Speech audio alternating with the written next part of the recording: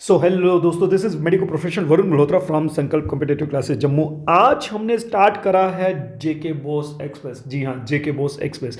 तो ये संकल्प ने जो जेके बॉस एक्सप्रेस स्टार्ट करी है, ये जेके बॉस एक्सप्रेस के क्या फीचर्स हैं पहले तो वो बता दूं। डिटेल्ड एनालिसिस कर रहे हैं हम लोग। इंपॉर्टेंट क्वेश्चंस को भी डिस्कस करेंगे तुम्हारे पास में, जो कि तुम्हारे पेपर में आने की संभावना है। पीवाई क्यूज को देखेंगे आपके साथ में, ठीक है, उनके सोल्यूशन भी बता देंगे। उसके साथ में long type question, very short type question, short type question समझ में आ रहे होंगे, इसमें हम लोग एक्सप्लेन करते जाएंगे। प्लानर और स्ट्रेटजी बताते जाएंगे। और ये ध्यान में रखना भाई, अगर ये सारी चीज़ें कर लेते हो तो मतलब ये है कि अच्छा फोड़ लोगे पेपर में, अच्छा जो है वो मार्क्स अटेंड कर लोगे। तो देखो, इसको स्टार्ट करते हैं। सबसे पहले मैं तुम्हें बताऊं कि क्लास 12th में जो तुम्हारा पहला चैप्टर है that is reproduction in flooring plants है। तो रिप्रोडक्शन इन फ्लोरिंग प्लांट्स में तुमने क्या देख लेना है, पॉलिनेशन देखनी है, ठीक है, कि पॉलिनेशन क्या होती है, ठीक है, पॉलिनेशन देखनी है। और पॉलिनेशन के साथ साथ में फ्लोर वाला पार्ट हम लोग धीरे धीरे सारी चीज़ें डिस्कस करते हैं। पॉलिनेशन देख लेनी, ठीक है। देखो पॉलिनेशन में यहाँ पर ये जो विंड पॉलिनेशन के थ्रू ये सारी चीज़ें होती है, पॉलिनेशन की टाइप्स देख लेनी है। यहाँ पर एक कॉन्सेप्ट आता है डबल फर्टिलाइजेशन का, तो डबल फर्टिलाइजेशन का कॉन्सेप्ट भी देख लेना है। और पोस्ट फर्टिलाइजेशन के जो इवेंट होते हैं वो भी देख लेने हैं, प्री फर्टिलाइजेशन के इवेंट भी देख लेने हैं तुमने, ठीक है। यहाँ पर देखो, ये हमने जो डेवलपमेंट करी है, डेवलपमेंट ऑफ डाइकॉट एम्ब्रियो है, ठीक है। तो डाइकॉट एम्ब्रियो की जो डेवलपमेंट है वो भी देखनी है, इंपॉर्टेंट टॉपिक में होती है। यहाँ पर डाइकॉट एम्ब्रियो की डेवलपमेंट हम लोग देखते हुए आ रहे हैं, ठीक है। देखो यहाँ पर हमारे पास में ये एम्ब्रियो सैक है। एम्ब्रियो सैक के स्ट्रक्चर पर क्वेश्चन बनकर के आता है, सीधा सीधा क्वेश्चन पूछा जाता है कि भाई स्ट्रक्चर ड्रॉ करो, तो प्यारी सी डायग्राम बना करके बतानी होती है, उसमें एक्सप्लेन करना होता है। या कई बार बताता है कि इसके बारे में पूरा एक्सप्लेन करो, तो आपने बताना होता है कि जो हमारे पास में एम्ब्रियो सैक होता है इसमें 3 होते हैं एंटीपोडल सेल, ठीक है, 2 होते हैं सिनर्जिड सेल, एक होता है एग सेल, ठीक है ना। एग सेल को और सिनर्जिड सेल को हम लोग बोलते हैं एग एपरेटस, तुम्हें याद है ना, एग एपरेटस, ठीक है। और 2 होते हैं हमारे पास पोलर न्यूक्लियाई। अब ये ध्यान में रखना, पोलर न्यूक्लियाई जब फ्यूज हो जाता है तो सेकेंडरी न्यूक्लियस बना देते हैं, ठीक है। ये क्लियर होकर क्या आ गया। तो ये हमारे पास में हमने ये एम्ब्रियो सैक कौन सा बना रखा हुआ, अभी अभी बात कर रहा था। देखो यहाँ पे पोलर न्यूक्लियाई थे, ये हमारे पास सेकेंडरी न्यूक्लियस है, मतलब जस्ट बिफोर द फर्टिलाइजेशन वाला कॉन्सेप्ट है, ऐसा कुछ करके, ठीक है। अब देखो हमारे पास में यहाँ पर एक क्वेश्चन ये भी बनकर क्या हुआ है कि how does pollen mother cell develops into a mature pollen grain, मतलब पोलन मदर सेल जो है किस तरह से मैच्योर पोलन ग्रेन में कन्वर्ट होता है। तो देखो ये हमारे पास में मेगास्पोर मदर सेल था। मेगास्पोर मदर सेल में मियोसिस होती है, मेगास्पोर टेट्राड बन जाता है, और फिर वो जो मेगास्पोर टेट्राड है वो आगे चल करके एक पोलन ग्रेन यानी कि माइक्रोस्पोर बनकर के आता है, जिसको बोलते हैं, ठीक है। ये क्लियर होकर क्या आ गया। ट्रिपल फ्यूजन क्या होती है वो देख लेनी है। ट्रिपल फ्यूजन कहां पर होती है, ट्रिपल फ्यूजन की वजह से एंडोस्पर्म बनकर के आती है, ये ध्यान में रख लेना, ठीक है। डबल फर्टिलाइजेशन क्या होती है, डबल फर्टिलाइजेशन एंजियोस्पर्म्स का कैरेक्टरिस्टिक फीचर होता है। देखो 16 में बनकर क्या है, 17 में, 19 में, 20 में, 24 में भी पूछ कर क्या हो। तो डबल फर्टिलाइजेशन बड़ा सिंपल सा होता है कॉन्सेप्ट, यार ये समझ लेना। सिनगैमी भी देखने को मिलती है और उसमें ट्रिपल फ्यूजन भी देखने को मिलती है। क्या क्या देखने को मिलती है, एक तो देखने को मिलती है सिनगैमी, ठीक है, और दूसरी देखने को मिलती है ट्रिपल फ्यूजन, ठीक है, जिसको हम लोग कलेक्टिवली बोलते हैं ट्रिपल फ्यूजन। तो सिनगैमी प्लस ट्रिपल फ्यूजन को, इन्हीं को कलेक्टिवली हम लोग बोलते हैं डबल फर्टिलाइजेशन। ये क्लियर होकर क्या गया, ये आपने डबल फर्टिलाइजेशन को कॉन्सेप्ट देख लेना है। फिर आपने देख लेना है कि इसमें की कॉन्सेप्ट की हमारे पास में जो यहाँ पर जैसे क्वेश्चन बनकर क्या 18 और 20 में बनकर क्या है कि हमारे पास में changes each part of the fertilize ovule undergoes to develop seed, मतलब सीड में डेवलप होने में जो चेंजेस होकर के आते हैं वो बतानी है, ठीक है। फीमेल गैमेटोफाइट मेल गैमेटोफाइट को देख लेना है, राइट। ये समझ में आ गया। एपोमिक्सिस क्या होती है, एपोमिक्सिस होती है कि विदाउट, जिसको बोलते हैं कि फर्टिलाइजेशन, एपो का मतलब होता है विदाउट एंड मिक्सिस का मतलब होता है मैरिज, इस तरह से। तो मतलब कहने का मतलब है कि एपोमिक्सिस का मतलब होता है विदाउट फर्टिलाइजेशन जो है वो सीड की फॉर्मेशन होना, ठीक है। क्लियर होकर क्या गया, ये देख लेना। पोस्टल पोलन पिस्टल इंट्रैक्शन देख लेनी है। पोलन पिस्टल इंट्रैक्शन में क्या होता है, जब पोलन गेन स्टिग्मा पर आता है तो वहां से पोलन ट्यूब बनकर के आती है। वो पोलन ट्यूब जब तक ओव्यूल के अंदर पहुंच रही, मतलब एम्ब्रियो सैक वाले पार्ट में पहुंच रही है ना, before, just before the fertilisation और after pollination, that phase is known to be as basically pollen pistil interaction, right. ये समझ में आ गया, क्लियर होकर क्या आ गया। सेल्फ पॉलिनेशन, क्रॉस पॉलिनेशन के बारे में पढ़ लेना अच्छे से, इनमें से भी क्वेश्चन बन करके आए हुए हैं। और आप जब सेल्फ पॉलिनेशन और क्रॉस पॉलिनेशन कर लेते हो तो इस पर अलग सा क्वेश्चन भी बन करके आ सकता है, और तुम्हें उसके बीच में डिफ्रेंसिएशन भी बन करके आ सकती है, राइट। ये क्लियर होकर के आ गया। अब देखो जरा, गैटिनोगैमी और एलोगैमी क्या होती है ये ध्यान में रख लेना, ठीक है ना। गैटिनोगैमी के लिए अगर मैं तुम्हें इस तरह से बताऊँ, मान लो अगर ये इस तरह से एक फ्लोर है, राइट, ये देखना गैटिनोगैमी, ठीक है, ये इस तरह से है मान लो, मान लो ये हमारे पास में ये फीमेल फ्लोर है, ठीक है, ये देखना, और ये मान लो मेल फ्लोर है। इस तरह का कॉन्सेप्ट होता है, तो इसको बोलते थे गैटियोनोगामी। ये क्लियर होकर के आ गया, यानी कि एंथर ऑफ वन फ्लोर, मतलब पोलन ग्रेन जो है वो एक फ्लोर के एंथर से दूसरे फ्लोर के स्टिग्मा के ऊपर जब पहुंचते हैं पॉलिनेशन करने के लिए एक ही सेम प्लांट बॉडी में, उसको बोलते थे गैटियोनोगामी। इनकी एग्जांपल्स में तुमने देख लेनी है। गैटियोनोगामी होती है पाइसम सैटाइवम में, वेराज एलोगामी किस में होती है हमारे पास में, मेलस डोमेस्टिका में, ठीक है ना, या फिर हम लोग बोल सकते हैं कि हमारे पास एप्पल ट्री में भी देखने को मिलती है, राइट। ये समझ में आ गया। पॉलिनेशन क्या होती है, इसके सिग्निफिकेंस क्या होते हैं, बड़े प्यार से समझ लेना, क्योंकि पॉलिनेशन तुम्हें पता है कि ट्रांसफर ऑफ पोलन ग्रेन होती है फ्रॉम एंथर टू स्टिग्मा, उसको पॉलिनेशन बोलते हैं। और इसके सिग्निफिकेंस क्या होता है, भाई पॉलिनेशन होगी तभी जाकर के हमारे पास में सीड बन करके आएगा, अदरवाइज सीड बनने की पॉसिबिलिटी कहाँ से वो करके आ पाएगी, बताओ जरा, ठीक है। अब देखो, state the advantage and disadvantage of cleistogamy. Cleistogamy क्या होती है, पहले तो बोलो, एक होता है चैस्मोगैमस, एक होता है क्लिस्टोगैमस। चैस्मोगैमस होता है ओपन फ्लावर और कैलिस्टोगैमस होता है क्लोज फ्लावर। उसकी एडवांटेजेस एंड डिसएडवांटेजेस देख लेना, ठीक है। उसके बाद में यहाँ पर देखोगे तुम तो एक क्वेश्चन यहाँ पर बनकर क्या हुई, देखो 23 में, ठीक है ना, दैट इज कि हमारे पास में सेल्फ इनकम्पैटिबिलिटी क्या होती है, ठीक है। सेल्फ इनकम्पैटिबिलिटी होती है कि मतलब खुद का ही जो मतलब उसका सिस्टम है वो उसको नहीं फर्टिलाइज नहीं करने दे रहे। सेल्फ इनकम्पैटिबिलिटी मतलब कुछ पोलन ग्रेन को वो नहीं कंपैटिबल करेगा, उनको अलाउ नहीं करेगा जर्मिनेट करने के लिए, उसको बोलते हैं सेल्फ इनकम्पैटिबिलिटी, ठीक है, वो देख लेना। न्यूक्लियर एंडोस्पर्म और सेल्यूलर एंडोस्पर्म में क्या फर्क होता है वो देख लेना। एंटोमोफिली क्या होती है, एंटोमोफिली होती है जो पॉलिनेशन थ्रू इंसेक्ट, ठीक है। उसके करेक्टरिस्टिक फीचर देख लेना कि क्या क्या चीज़ें रिक्वायर्ड होती हैं उसके लिए, ठीक है, ओके।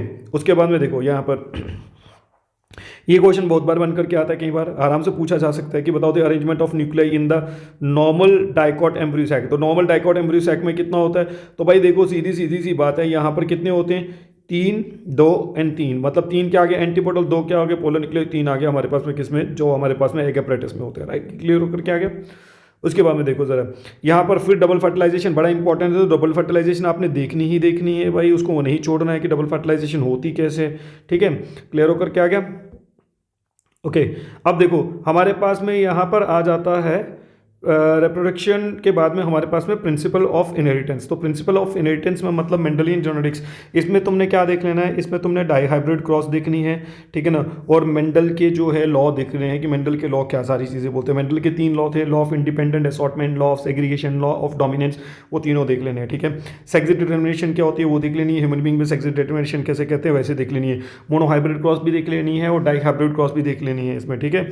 उसके बाद में देखो यहाँ पर आपने ब्लड ग्रुप सिस्टम में देख लेना है, ठीक है, कि ब्लड ग्रुप मल्टीपल एलील में आता है तुम्हें पता है, ठीक है। और मल्टीपल एलील के साथ साथ में इनको पता रहना चाहिए कि ब्लड ग्रुप अगर कभी फादर का है और मदर का है तो उनके बच्चों का क्या ब्लड ग्रुप होगा। जैसे एग्जांपल के मान करके चलो कि मदर का ब्लड ग्रुप है AB, ठीक है, और फादर का जो हमारे पास में मेल का ब्लड ग्रुप है, मेल जो है हमारे पास में उसका ब्लड ग्रुप है AB, और जो फीमेल पार्टनर है उनका ब्लड ग्रुप है O। तो बताओ बच्चों में क्या पॉसिबिलिटी होगी, तो बच्चों में पॉसिबिलिटी A ब्लड ग्रुप की भी है, ठीक है ना, और B ब्लड ग्रुप की भी है, यानी कि 50% A की हो जाएगी, 50% B की हो जाएगी, ठीक है। ये क्लियर होकर के आ गया। जेनेटिक कोड आपने देख लेना है। जेनेटिक कोड के साथ में आपने जेनेटिक डिसऑर्डर्स देख लेने हैं। 3 जेनेटिक डिसऑर्डर होते हैं ना, क्लेनफेल्टर सिंड्रोम हो गया, उसके बाद में टर्नर सिंड्रोम हो गया, और हमारे पास में एक और होता है जो ट्राइजोमी के लिए होता है, शाबाश, डाउन सिंड्रोम, ठीक है। तो वो तीनों के लिए देख लेना। फिर आपने देख लेना कि क्रोमोसोमल थ्योरी ऑफ इनहेरिटेंस क्या होती है और उसके पोस्टुलेट्स क्या होते हैं, ठीक है। वो सारी चीज़ें देख लेना, बहुत ही ज़्यादा इंपॉर्टेंट रहता है, राइट। अब देखो यहाँ पर आपने एक क्वेश्चन बना करके आई हुई कि जैसे मान लो कोई भी देखो डाईहाइब्रिड क्रॉस जैसे कोई भी होती है तो आप डाईहाइब्रिड क्रॉस को आराम से कर सकते हो। जैसे यहाँ पे टॉल एंड ग्रीन एंड दूसरी तरफ हमने लिया हुआ है टॉल एंड ग्रीन को लिया हुआ है कैरेक्टर को, और दूसरी तरफ लिया हुआ है येलो सीड वाला पी प्लांट, ठीक है, ड्वार्फ पी प्लांट और विथ येलो सीड, उनको क्रॉस करना है, ठीक है, इनको इनके साथ। तो क्रॉस करने का वही तरीका रहता है, ये प्रोजेनी रहती है 9:3:3:1 की रेशो आती है, तो आप आराम से इसको रिप्रेजेंट करके बता सकते हो, ठीक है। तो ये 9:3:3:1 की रेशो थी। ये इसके बाद में आपकी रेशो थी कौन सी वाली, जो तुम्हारे पास में जीनोटाइपिक रेशो थी। तो मैंने जीनोटाइपिक रेशो और फिनोटाइपिक रेशो दोनों बना करके बता रखी हुई है तुम्हें, तो यहाँ पर आप लोग जीनोटाइपिक रेशो भी देख सकते हो और फिनोटाइपिक रेशो भी बता सकते हो। सेक्स डिटर्मिनेशन कैसे होती है वो मैंने तुम्हें पहले बोला कि सेक्स डिटर्मिनेशन देख लेनी है सारी की सारी। Right A short note on Turner syndrome पूछा गया, तो टर्नर सिंड्रोम तुम्हें पता, मैंने तुम्हें पहले बोला डाउन सिंड्रोम, टर्नर सिंड्रोम और क्लाइनफेल्टर सिंड्रोम, ये तो करने होते हैं। कलर ब्लाइंडनेस क्या होता है इसके बारे में पढ़ लेना है। कलर ब्लाइंडनेस होता है बेसिकली एक्स लिंक्ड डिसऑर्डर है, रिसेसिव ट्रेट होता है, ठीक है ना। और इसमें क्या होता है कि कलर को पेशेंट जो है वो डिफ्रेंशिएट नहीं कर पाता है, रेड कलर के लिए अलग से होता है, ब्लू कलर के अलग से होता है, ठीक है ना, और ग्रीन कलर के लिए अलग से होता है। वो अलग अलग कंडीशंस होती है, उन कंडीशन को देख करके देखा जाता है। 17 में पूछा है, 18 में पूछा, 22 में पूछा गया। सेक्स डिटर्मिनेशन बर्ड्स में कैसे होती है वो देख लेना, जी डब्ल्यू टाइप में होती है ना, वो सारी चीज़ें वो देख लेनी है आपने। Right, short note on haemophilia. Haemophilia again x linked disorder है, और ये हमारे पास में इसको रिसेसिव ट्रेट बोलते हैं। राइट, ये क्लियर होकर के आ गया। उसके बाद में आप बोलते हो कि हेमोफेलिया में क्या होता है कि ब्लड जो है वो क्लॉट नहीं हो पाता है। राइट, ये क्लियर होकर क्या गया। उसके बाद में देखो मेंडल जेनेटिक्स में को डोमिनेंस एंड इनकम्प्लीट डोमिनेंस। यार तुम्हें पता होगा कि को डोमिनेंस में और इनकम्प्लीट डोमिनेंस में मैं अगर इस तरह से बात करूं, ये इसको क्रॉस करते थे, मतलब रेड कलर के फ्लावर और व्हाइट कलर के फ्लावर को जब क्रॉस करते थे तो पिंक कलर के फ्लावर आते थे। तो पिंक कलर के फ्लावर बताते थे इनकम्प्लीट डोमिनेंस, ठीक है, जिसमें कैरेक्टर क्या हो जाते थे, ब्लेंड हो जाते थे आपस में, मतलब ना ही वो कंप्लीटली रेड रहा ना ही वो कंप्लीटली व्हाइट रहा। एक थर्ड ट्रेट बनकर क्या है, जो ना कि दोनों ही पेरेंट के साथ में मैच नहीं कर रहा, ना ही रेड के साथ में मैच कर रहा ना ही व्हाइट के साथ में मैच कर रहा, दैट इज पिंक, ठीक है ना। तो उसको बोलते थे हम लोग इनकम्प्लीट डोमिनेंस। जब इसको क्रॉस करते थे पिंक वाले को पिंक वाले के साथ में, तो बनकर क्या आती थी रेशियो 1:2:1, यानी कि एक रेड, दो पिंक और एक व्हाइट, ठीक है। तो ये इनकम्प्लीट डोमिनेंस को शो करता था। वेयर एज को डोमिनेंस में अगर बात करते हैं तो को डोमिनेंस में एक एग्जांपल वो देते थे कैटल की, है ना, कि मान लो कैटल में एक ब्लैक कलर कोट वाला है और एक व्हाइट कलर की कोट वाला है, ठीक है। तो जब कभी इनके इंडिविजुअल होते थे कैटल में, ठीक है ना, तो वो ब्लैक और व्हाइट दोनों ही रिप्रेजेंट करता था, जिसको मोजैक वगैरह बन करके आएगा, ठीक है, इस तरह से पैच लाइक सकते बन करके आएंगे। जब इनको तुम क्रॉस करोगे तो इसमें बनकर के आएंगे 1:2:1, यानी कि 1 आ जाएगा ब्लैक वाला, 2 आ जाएंगे इसमें कौन से वाले, हमारे पास में रॉन वाले, जिसको जो बोलते थे, मतलब रॉन बोलते थे, यहाँ बोल सकते हैं पैच वाले, जिनमें ब्लैक और व्हाइट दोनों होंगे, और एक आ जाएगा कौन सा वाला, व्हाइट वाला। ये क्लियर होकर क्या आएगा। तो ये सारी चीज़ें तुमने देख लेनी है। टेस्ट क्रॉस के बारे में देख लेना है, बैक क्रॉस के बारे में देख लेना है। टेस्ट क्रॉस क्या होती है, बैक क्रॉस क्या होती है। टेस्ट क्रॉस होती है भाई, सीधी सी बात है, जब हम लोग F1 जनरेशन को क्रॉस करते हैं रिसेसिव पेरेंट के साथ में, तो उसको टेस्ट क्रॉस बोलते हैं। और बैक क्रॉस होती है जब हम F1 जनरेशन को क्रॉस करते हैं किसके पास में, हमारे पास में डोमिनेंट पेरेंट है जो उसके साथ में क्रॉस करते हैं। राइट, के क्लियर होकर क्या गया, होमोजाइगोसिटी चेक करने के लिए देखा जाती थी, ठीक है। बाकी तुम्हें रेशो पूछी जाती है कि F2 जनरेशन की रेशो क्या रहती है, वो तुम देख सकते हो आराम से। सिकल सेल एनीमिया क्या होता है उसके बारे में देख लेना होता है इसमें, कि सिकल सेल एनीमिया क्या है। सिकल सेल एनीमिया जो है इज रिप्लेस्ड बाय वैलिन, ठीक है। Which one of the following triplet code is valine. Valine का कौन सा कोड होता है, तो देखो वैलिन के लिए हमारे पास में GUG जो है वो कोड रहता है, ठीक है। ये समझ में आ गया। देखो हमारे पास में हमने CUET का जो है वो बैच स्टार्ट करेंगे कब से, 1 मार्च से। तो भाई जो भी मेरे मित्र, जो भी यहाँ पर तुम 12th के पेपर दे रहे हो, अभी तो तुम लोगों को ये लग रहा है ना कि भाई बड़ी जल्दी टेंशन पड़ गई तुम्हें, है ना, कि फेब में तुम्हारे पेपर हो रहे हैं। तो यार अच्छी बात है ना, फेब में तुम लोग फ्री हो जाओ, मार्च में तुम्हारे पास में देखो, एक तो तुम्हारे पास में मार्च बची हुई है, तो मार्च को पूरा यूटिलाइज करो, अप्रैल को पूरा यूटिलाइज करो। और अगर कभी CUET, अगर देखो CUET अगर किसी भी कॉलेज में जाना तो आजकल CUET हो गया हुआ, राइट। तो CUET के लिए हमने जनरल टेस्ट, जनरल इंग्लिश, और तुम्हारे पास में जितने भी डोमेन हैं सारे कवर होते हैं। यहाँ पे स्टडी मटेरियल भी दिया जाता है, टेस्ट सीरीज रहती है प्रॉपर। करना क्या है, ये जो नंबर मिल रहे हैं तुम्हें नीचे, इनके ऊपर कॉल कर लेना और अपनी इंक्वायरी कर लेना कि भाई क्या सारी चीज़ें, कब से CUET का बैच स्टार्ट कर रहे हैं। स्टार्ट तो हम लोग मार्च से चला रहे हैं, 1 मार्च से स्टार्ट हो जाएगा। आना कहाँ पर है, संकल्प कॉम्पिटिटिव क्लासेस जम्मू में आना, जो कि कच्ची छावनी में है, सवास्तिक लेबोरेटरी के पास में, ठीक है। देखो मॉलिक्यूलर जेनेटिक्स में क्या करना है, जिसको बोलते हैं मॉलिक्यूलर बेसिस ऑफ इनहेरिटेंस, इसमें लैक ऑपेरॉन का एक कॉन्सेप्ट होता है, वो तुमने अच्छे से देख लेना है, ठीक है। ये लैक ऑपेरॉन का switch on and switch on off condition बताई हुई है, ठीक है। दूसरा आपने देखना है कि जेनेटिक मटेरियल के जो प्रूफ बताए थे, एक्सपेरिमेंट बताए थे, तुम्हें याद होगा एक उसने एक्सपेरिमेंट किया था एवेरी मैक्लियोड मैकार्टे ने, एक एक्सपेरिमेंट किया था ग्रिफ्थ ने, ठीक है ना, एक एक्सपेरिमेंट किया था हार्शियनचेज ने। वो तीनों एक्सपेरिमेंट देख लेने हैं। पैकेजिंग ऑफ DNA देख लेनी है, बहुत ही अच्छा टॉपिक होता है, पूछने में पूछा जा सकता है, 5 मार्क्स में भी पूछ सकता है, आराम से पूछता है, ठीक है। DNA फिंगरप्रिंटिंग क्या होती है, DNA फिंगरप्रिंटिंग डेवलप किसने की थी, किस बेसिस पर थी, तो DNA फिंगरप्रिंटिंग डेवलप करी थी जो हमारे पास में एलिस जेफरी ने, ठीक है। किस बेसिस पे थी, VNTR के बेसिस भी होती थी, किसके ऊपर होती थी, VNTR, जिसको बोलते हैं वेरिएबल नंबर टेंडम रिपीट। और किसके लिए यूटिलाइज करी जाती थी, या तो हम लोग यूज करते थे इसको क्राइम को डिटेक्ट करने के लिए, या हम लोग फैमिली डिस्प्यूट को जो है डिटेक्ट करने के लिए यूज करते थे, राइट। ये समझ में आकर क्लियर होकर के आगे। एक्रोसेल इलेक्ट्रोफोरेसिस वगैरह जो टेक्निक है वो हल्का सा इनका ओवरव्यू तुमने देख लेना है कि वो टेक्निक यूज़ होती है। देखो मैंने इसी में टेक्निक में बता रखा हुआ सारा की सारी चीज़ें, ठीक है। लैक ऑपेरॉन क्या होता है मैं ऑलरेडी बोल चुका हूँ कि लैक ऑपेरॉन के कॉन्सेप्ट देखो कब तक बन करके 16, 17, 18, 20, 22 में पूछा गया कि लैक्टोस ऑपेरॉन क्या होता है। तो लैक्टोस ऑपेरॉन में switch on switch off condition होती है, वो हमें आनी चाहिए। देखो फिर से मैंने बताई ये सारी चीज़ें कि स्विच ऑन कैसे होता है और स्विच ऑफ कैसे होता है, ये अच्छे से आपने देख लेना है, राइट। ये क्लियर होकर क्या आ गया। डीएनए जो है semi conservative mode of replication से रेप्लिकेट करता है। Semi conservative mode of replication का मतलब होता है ये रहा जी भाई तुम्हारा डीएनए, ठीक है, ये यहाँ पर खुल करके आ गया, ठीक है, और ये बन करके आ गया इस तरह से मान लो, ठीक है, ये दो स्टैंड बन करके आ गए। तो भाई ये वाला जो है नया वाला और ये वाला कौन सा पुराना वाला, ये कौन सा नया वाला, ये वाला पुराना वाला, तो इसलिए बोलते थे सेमी कंजर्व्ड। यानी कि जब डीएनए की रेप्लिकेशन होती थी हाफ ऑफ द स्टैंड जो होता था पेरेंटल होता था, हाफ ऑफ द स्टैंड जो होता था दैट इज न्यूली सिंथेसाइज्ड होता था, राइट। ये समझ में आ गया, ओके। उसके बाद में ह्यूमन जीनोम प्रोजेक्ट क्या होता है, ठीक है ना, कितनी देर चला था, किसने क्या सारी बेनिफिट इनके, वो आपने इसके बाद एक बार गो थ्रू हो लेना क्योंकि ये बहुत ही इंपॉर्टेंट पॉइंट है, ठीक है। ये क्लियर होकर क्या गया। अब देखो जब ये सारी चीज़ें देखते हो तो यहाँ पर एक सारी चीज़ें देखते हैं कि कई बार आपको ये सीक्वेंस दी जाती है और सीक्वेंस का आपको बनाना होता है, एमआरएनए बनाना होता है, तो तुम आराम से बना सकते हो। तुम्हें पता है थाइमिन के सामने क्या आ जाएगा, एडेनिन, एडेनिन के सामने क्या आ जाएगा, थाइमिन। तो A/T और G/C होता है, ये जानते हो, इक्वल्स टू 1, इसकी रेशो के हिसाब से चलना है। और तुम बोलते हो डीएनए में क्या होते हैं, ATGC, और आरएनए में क्या होते हैं, UCAG होते हैं, ठीक है। ये समझ में आ गया, क्लियर होकर क्या गया। तो ये सारी चीज़ें देख लेनी है।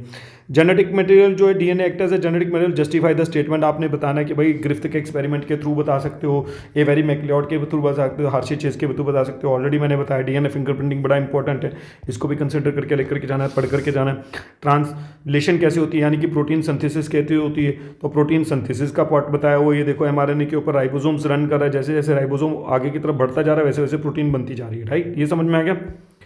उसके बाद में देखो हमारे पास में जब कभी रेप्लिकेशन होकर के आते हैं तो रेप्लिकेशन में दो स्टैंड बन करके आते थे, याद है तुम्हें, एक लीडिंग स्टैंड और एक लेगिंग स्टैंड, ठीक है।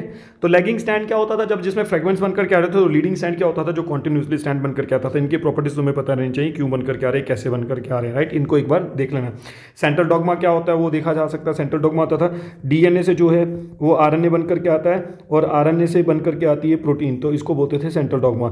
और अगर कभी डीएनए से आरएनए बने और आरएनए से दोबारा डीएनए बने, उसको बोलते थे सेंट्रल डॉगमा रिवर्स, ठीक है। दोनों चीज़ें बता दी मैंने तुम्हें यहाँ पे, ठीक है। एंजाइम्स एंडोन्यूक्लियसेस क्या होते हैं, कैसे काम करते हैं। एंडोन्यूक्लियसेस होते हैं कि जो मतलब हमारे पास में डीएनए को अंदर से मतलब कट करेंगे दोनों स्टैंड से, उसको बोलते थे हम लोग एंडोन्यूक्लियसेस, ठीक है।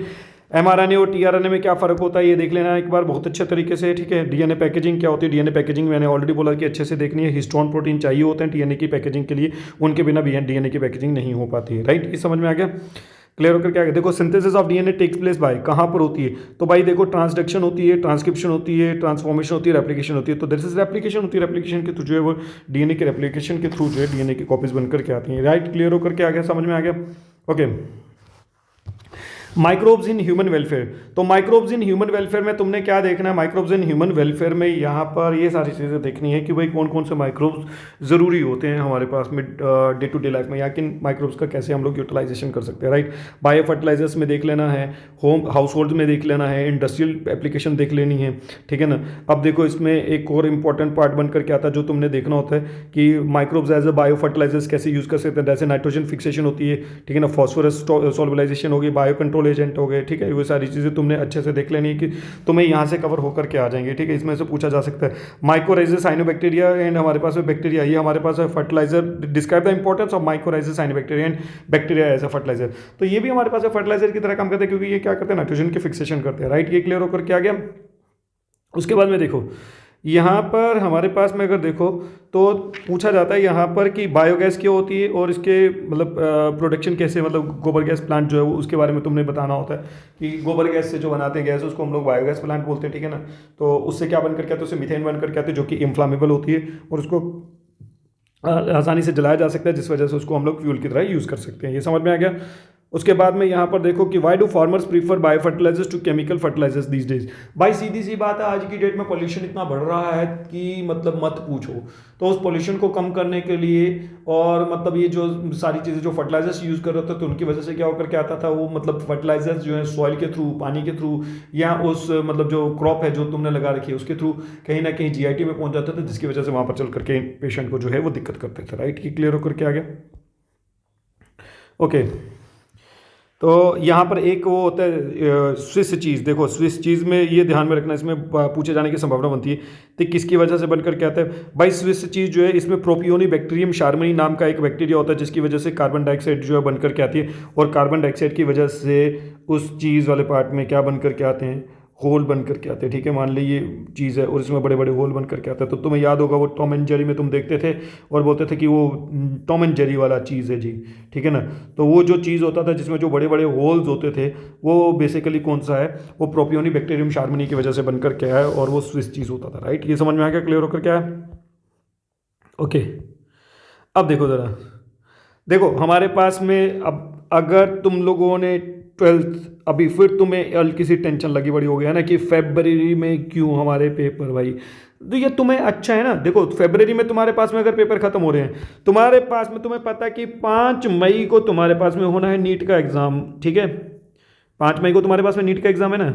तो 5 मई को हमारे पास में, 5 मई को जो, या 5 मई को पिछली बार हुआ था, इस बार हमारे पास जो हमारे पास में पहला संडे होता है, जो पहला संडे, फर्स्ट संडे, ठीक है ना, फर्स्ट संडे ऑफ मई, जो भी पहला संडे आएगा भाई, उसके अकॉर्डिंगली हमारे पास में क्या बन करके आएगा? उसके अकॉर्डिंगली हमारे पास में बन करके आएगा नीट का एग्जाम। ठीक है, जो भी फर्स्ट संडे होता है। तो अब तुम मुझे एक बात बताओ, जो हमारे पास में तुम्हारे पास बनकर के आ रहा है फर्स्ट संडे, जो हमारे पास बनकर के आ रहा है ना, दैट इज, हाँ तुम्हारे पास में फर्स्ट संडे बनकर के आ गया इस बार भैया, 4 तारीख को। कोई टेंशन नहीं लेना, ठीक है। तो तुम्हारा नीट का पेपर बनकर के आ रहा है, तो तुम्हारे पास में मार्च अप्रैल, ठीक है ना, तो भाई मार्च और अप्रैल तुम्हारे पास से समय बचा हुआ ना, इसको यूटिलाइज कर दो। तो हम लोग 1 मार्च से स्टार्ट करेंगे, तो बोलेंगे क्रैश से होगा क्रैक। यस जी हाँ, क्रैश से क्रैक होगा भाई। तो क्रैश कोर्स को कर लो ज्वाइन, तुम्हारे पास में स्टडी मटेरियल भी मिल जाएगा, तुम्हें टेस्ट सीरीज भी होकर के आ रही होगी यहाँ पर हमारे पास में। और 1 मार्च से स्टार्ट करें, मार्च अप्रैल पूरा यूटिलाइज करो और मई में जाकर के एग्जाम को फोड़ दो। आना कहाँ पर है आपको? संकल्प कॉम्पिटिटिव क्लासेस जम्मू में आना है, जो कि स्वास्थ्य लेबोरेटरी के पास में, कच्ची छावनी के पास में। ये दिए गए नंबर है, इन दिए गए नंबर पर अपनी क्वेरीज जो है वो ले लो आप। ठीक है, देखो अब आता है इकोलॉजी वाला पार्ट। तो भाई इकोलॉजी वाला पार्ट तो बहुत ही आसान होता है, जो कि एनवायरमेंटल साइंसेज के अकॉर्डिंगली चल करके आता है। राइट, तो इसमें आपने देखना है कि ऑर्गेनिज्म किस तरह से इंटरेक्ट करते हैं आपस में। ठीक है, कोई भी ऑर्गेनिज्म अकेला नहीं रह सकता, उसको इंटरेक्ट करने के लिए उसके एनवायरनमेंट के साथ में इंटरेक्शन करनी ही पड़ती हैं। तो प्रीडेशन है, पैरासाइटिज्म है, म्यूचुअलिज्म है, कॉमन्सलिज्म है, कंपटीशन है, दिस ऑल आर इंटरेक्शन एक तरह की। राइट, ये क्लियर होकर क्या गया। उसके बाद में यहाँ पर डिफरेंट काइंड ऑफ इंटरेक्शन, तो तुमने इंटरेक्शन अच्छे से पढ़ लेनी है। ठीक है, इंटरेक्शन में से क्वेश्चन बन करके आते हैं। ठीक, ये क्लियर होकर क्या गया। अब देखो कि हमारे पास name the element that causes salinity in the soil, explain the salt at which soil turn saline. तो कौन से वाले सॉल्ट हैं जिनकी वजह से सैलिनिटी बढ़ करके आती है? देखो नेचुरल कॉजेज भी होती है, एंथ्रोपोजेनिक कॉजेज भी होते हैं। एंथ्रोपोजेनिक कॉजेज मतलब ह्यूमन बीइंग की वजह से भी होकर आते हैं। राइट, तो सैलिनिटी जो है वो ज्यादा बढ़कर के आएगी, तो वो क्रॉप यील्ड के लिए भी खराब होगी और एनवायरमेंटल के लिए भी खराब होगी। ठीक है, एनवायरमेंटल इश्यूज भी क्रिएट करके लेकर के आएगी। पॉल्यूशन क्या होता है, पॉल्यूशन के क्या कैरेक्टरिस्टिक फीचर होते हैं, पॉल्यूशन क्या मतलब, पॉल्यूशन कभी भी होकर के आता है तो दैट मीन्स कि कुछ अगर कोई अनडिजायरेबल चीजें, अनवांटेड चीजें अगर तुम्हारे एटमॉस्फेयर में ऐड होती जा रही हैं, तो उनको हम लोग पॉल्यूशन के कंसिडर में कर लेकर के जाते हैं, पॉल्यूशन लेकर के चलते हैं। राइट, उसके बाद में देखो हमारे पास में यहाँ पर प्रीडिशन और पैरासाइटिज्म में तुमने डिफरेंस देख लेना है, तभी बोलो कि इंटरेक्शन देख लेना। तो इंटरेक्शन में से पता चल कर के आ जाएगा कि इंडिविजुअल किस तरह से इंटरेक्ट करते हैं। राइट, ये क्लियर होकर क्या गया। उसके बाद में एक्टोथर्म्स और एंडोथर्म्स में जो है डिफरेंस देख लेना है एक बार कि एक्टोथर्म्स और एंडोथर्म्स क्या होते हैं। राइट, उसके बाद में यहाँ पर चलो तो तुम तो देखना हमारे पास में प्रीडिशन क्या होते हैं। Write note on predation and its ecological role. Predation मतलब जो शिकार करता है। राइट, ठीक है, एक होता है शिकार, एक होता है शिकारी।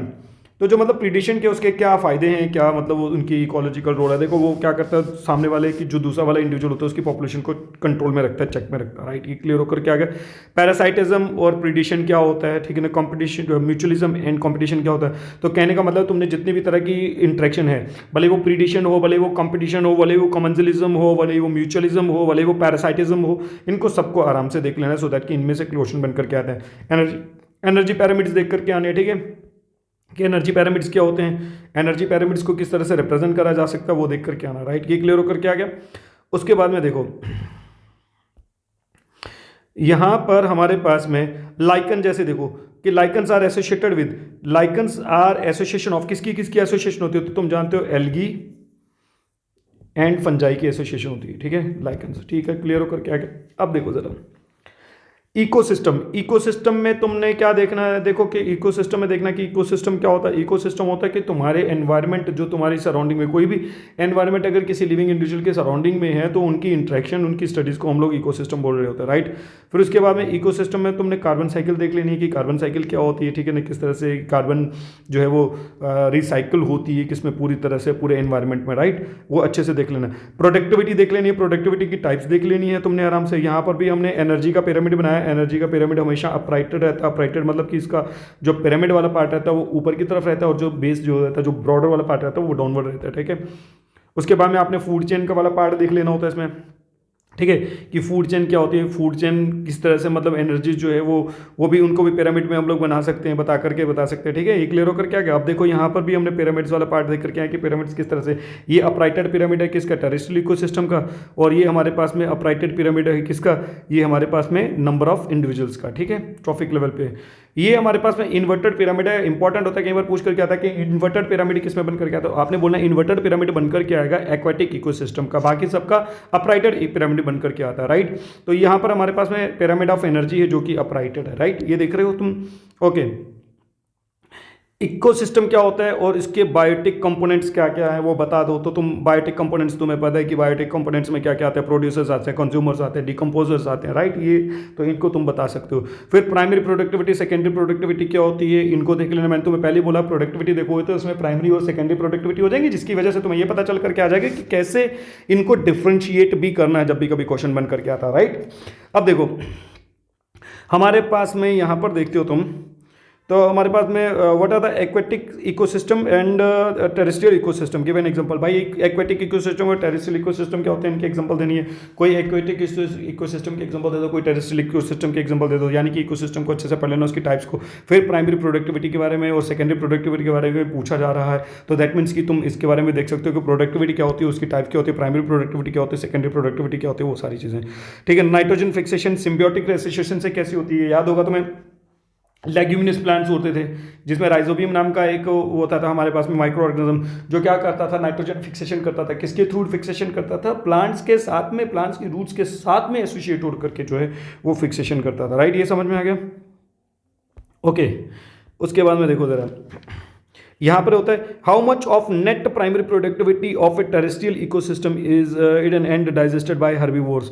तो देखो हर्बीवोर्स कितना लेते हैं, तुम्हें पता होगा 10% लॉ होता है भाई, ये ध्यान में रखना, हमेशा 10% एनर्जी ही डिलीवर करी जाती है। तो ये 10% एनर्जी का लॉ दिया था लिंडेमैन ने। किसने दिया था, लिंडेमैन ने। देखो हमारे पास में एडमिशन ओपन हो रखी हुई है, 8 से लेकर के 12th तक का हमारे पास में बैच चलता है।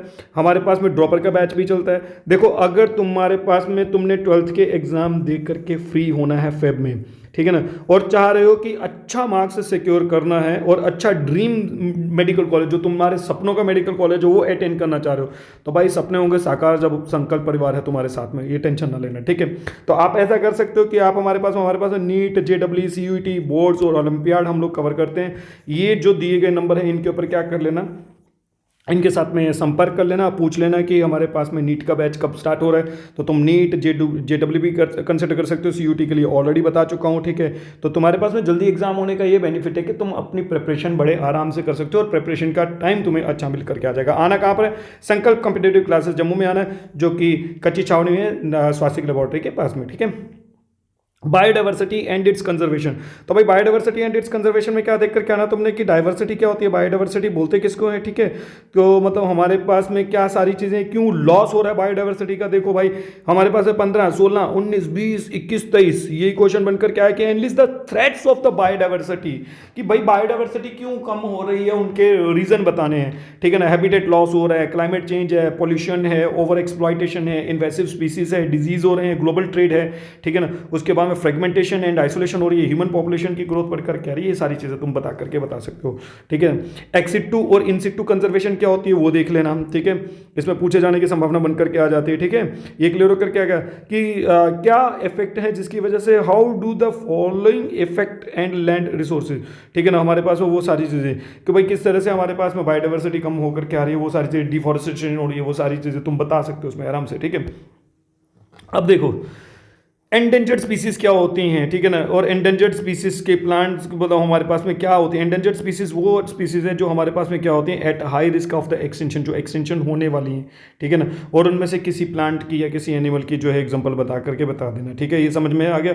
तो ये देख लेना एक्स टू कंजर्वेशन क्या होती है, मैंने ऑलरेडी तुम्हें बताया, वो भी देख लेना। In situ and ex situ conservation क्या होती है, ठीक है ना। एलियन स्पीसीज इन्वेशन क्या होती है। एलियन स्पीसीज इन्वेशन का मतलब होता है कि कोई बाहर से स्पीसीज आई और उस स्पीसीज ने लोकल स्पीसीज को जो है वो कंपीट कर दिया, उसको वहां पर रहने नहीं दिया और अपना दबदबा बना लिया वहां पर, उसको बोलते थे हम लोग एलियन स्पीसीज इन्वेशन। ये क्लियर होकर क्या गया, जिसकी वजह से नुकसान होकर क्या आता था लोकल स्पीसीज को।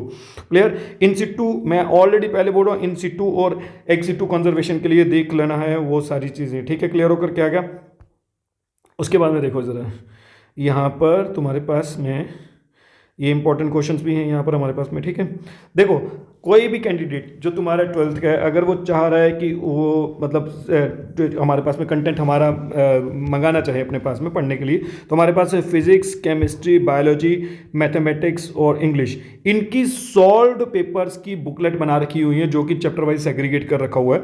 तो आप जो मेंशन्ड नंबर हैं दिए हुए, उनके ऊपर वहाँ पर कॉल करके या मैसेज करके भी अपनी बुक्स जो है वो परचेज कर सकते हो, मंगवा सकते हो, या फिर संकल्प की वेबसाइट पे भी जा करके जो है वो अपनी बुक्स ऑर्डर कर सकते हो वहाँ से, या फिर आपको वो जो नंबर है ना जिनके पास मैं मेंशन कर रही हूँ, उन नंबर्स पे व्हाट्सएप पे भी अपनी बुक्स के लिए क्वेरी करके अपना ऑर्डर जनरेट कर सकते हो, ठीक है।